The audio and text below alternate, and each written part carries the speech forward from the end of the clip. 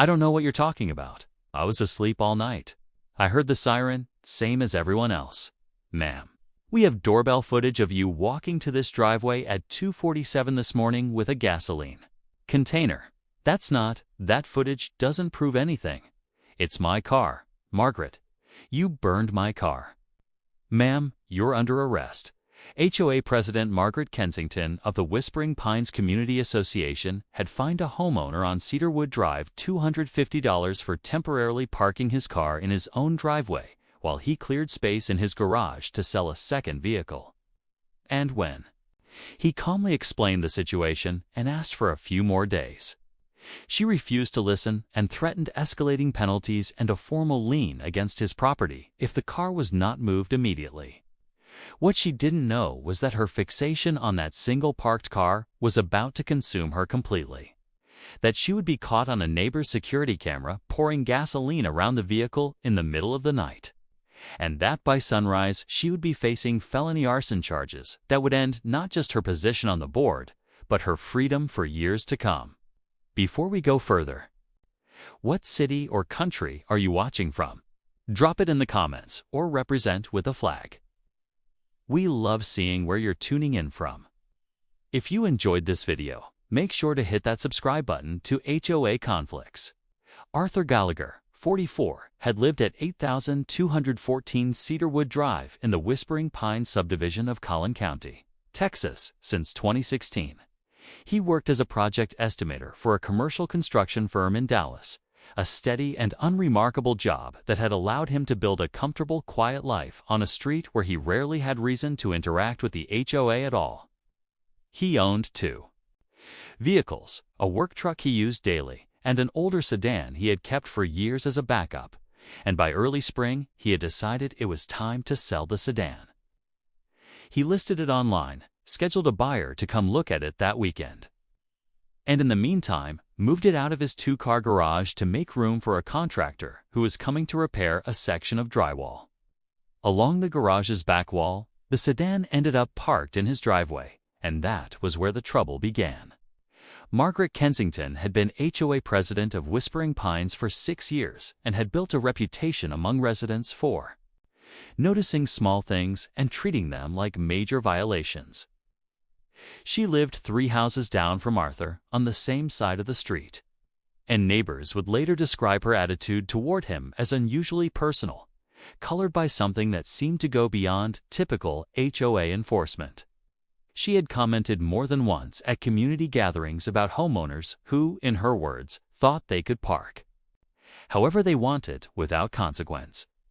And Arthur's sedan sitting in his driveway became, almost overnight, the focus of an intensity that did not match the situation at all. She knocked on his door the first evening the car appeared in the driveway, telling him overnight parking violated community standards and needed to be corrected immediately. Arthur explained calmly that his garage was being repaired, that he was actively selling the car, and that he expected it gone within a few days once the sale went through. Margaret told him that was not her problem and that the violation would be recorded regardless of his explanation.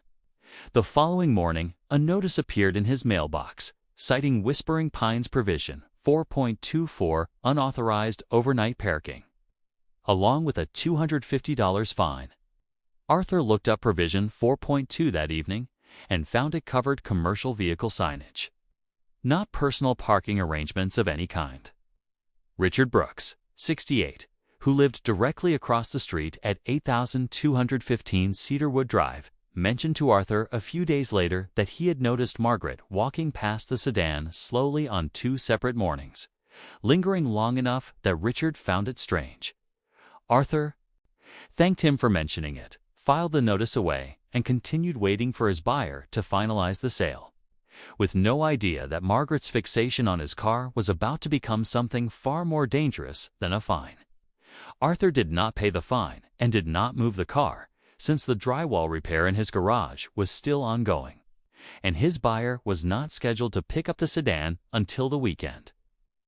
Margaret Kensington returned the following day with a second notice, this one raising the fine to $500 and including language warning that continued noncompliance would be treated as a pattern. of disregard for community standards, language that felt disproportionate for a car that had been parked in a driveway for barely 48 hours. Arthur photographed the notice, called the HOA office to ask for a short extension given the circumstances, and was told by the office assistant that Margaret had left instructions not to grant any exceptions regarding his property specifically, a detail that struck Arthur as odd since no other resident situation had ever come up in that conversation. Richard Brooks continued noticing things that troubled him. He mentioned to Arthur that Margaret had been seen standing at the edge of her own driveway on 2 occasions, simply staring down the street toward the sedan for several minutes at a time, not doing anything, just watching. Richard had lived on Cedarwood Drive for 19 years and said he had never seen her behave this way about anything, even disputes that had involved actual repeated violations from other residents. He told Arthur plainly that something about her reaction did not sit right with him, and that he intended to keep his own doorbell camera pointed toward the street, just in case. By the second night, Arthur's buyer had confirmed he would be arriving Saturday morning with certified funds, meaning the car needed to remain in the driveway for 2 more nights at most. Arthur called the HOA office again to explain the timeline clearly, hoping a specific date would resolve the issue. But Margaret intercepted the message herself and left a voicemail on his phone that evening. Her tone on the recording, which Arthur saved immediately, was notably tense, telling him that his refusal to comply was becoming a serious problem for the neighborhood's image, and that she would be recommending further board action if the vehicle was not gone by morning. Arthur played the voicemail for his neighbor Richard, who agreed it sounded like more than simple HOA frustration. Arthur considered calling an attorney at that point, mostly to have documentation on hand in case Margaret followed up with a lien threat, and reached out to Julian Vance, an attorney who had helped a coworker with an unrelated property matter the year before. Julian reviewed the notices, the misapplied bylaw citation, and the voicemail, and told Arthur the fines had no legitimate basis, and that he should simply continue documenting everything while waiting for the sale to close. Neither Arthur nor Julian had any reason to believe the situation was anything more than an overzealous HOA president overstepping her authority. Richard, watching from across the street with a growing sense of unease, was the only one who sensed that Margaret's fixation on that single parked car had moved somewhere well beyond ordinary frustration, though even he could not have predicted what she would do once night fell on the 3rd day. The 3rd night arrived quietly. Arthur's buyer was set to arrive first thing Saturday morning with certified funds in hand, meaning the sedan needed to survive only a few more hours in the driveway before it would be gone for good. Arthur went to bed around 11 p.m., unaware that Richard Brooks's doorbell camera positioned across the street was capturing every movement along Cedarwood Drive through the night. At 2:47 in the morning, the footage would later show Margaret Kensington walking down the sidewalk from her own house, 3 doors away, carrying a red plastic container. She moved slowly and deliberately, glancing toward Arthur's darkened windows before crouching beside the sedan and pouring the contents of the container around its perimeter and across the hood. She stood back afterward, watching the car for nearly a full minute before walking back toward her own house, leaving the container behind in a nearby storm drain where investigators would later recover it with her fingerprints still on the plastic. Arthur woke just after 5 a.m. to the sound of his smoke detector inside the house and the sharp smell of burning fuel drifting through his bedroom window. By the time he reached the front door, his sedan was fully engulfed, flames rising several feet into the dark morning sky, and the heat had already begun blistering the paint on the side of his garage. Richard, who lived directly across the street, ran outside in his robe and called 911 while Arthur stood frozen on his own front lawn, watching his car burn.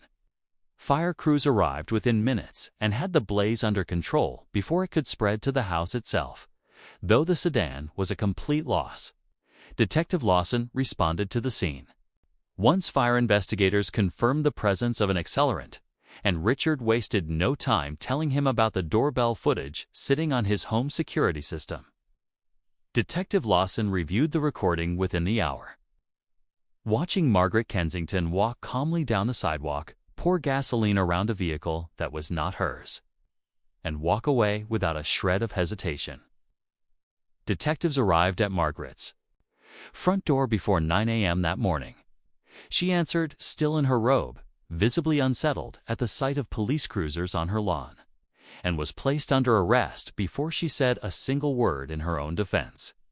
Margaret Kensington was charged with felony arson and destruction of property, charges that carried the possibility of significant prison time given the deliberate and premeditated nature of what she had done. The doorbell footage from Richard's camera left no room for any argument about intent or accident. It showed her walking to the scene, pouring the accelerant with clear purpose, and walking away once the job was done.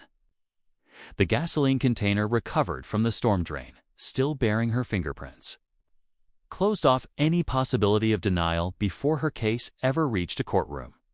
Julian Vance filed a civil suit on Arthur's behalf the following week, seeking the full replacement value of the sedan, along with damages for the scorched section of his garage and the emotional toll of watching his property destroyed over what had started as a minor temporary parking situation. The Whispering Pines board removed Margaret from the presidency within days of her arrest, and several residents came forward afterward, describing similar patterns of disproportionate hostility they had witnessed from her over the years. Though none had ever escalated anywhere close to what happened to Arthur, Margaret eventually pleaded guilty to the arson charge in exchange for a reduced sentence, and she was ordered to pay full restitution as part of both her criminal sentencing and the separate civil settlement Julian had already secured. She served several years in state prison, and the Whispering Pines board issued a formal statement acknowledging the fines against Arthur had never been valid, and expressing regret over how long her behavior had gone unchecked before it turned dangerous. Arthur replaced the sedan with a newer model months later and Richard's doorbell camera. The very thing that solved the case still points toward the same stretch of sidewalk it always has, though the street has been quiet ever since. If this story hit different, share it with someone who needs to see it, and drop your flag in the comments.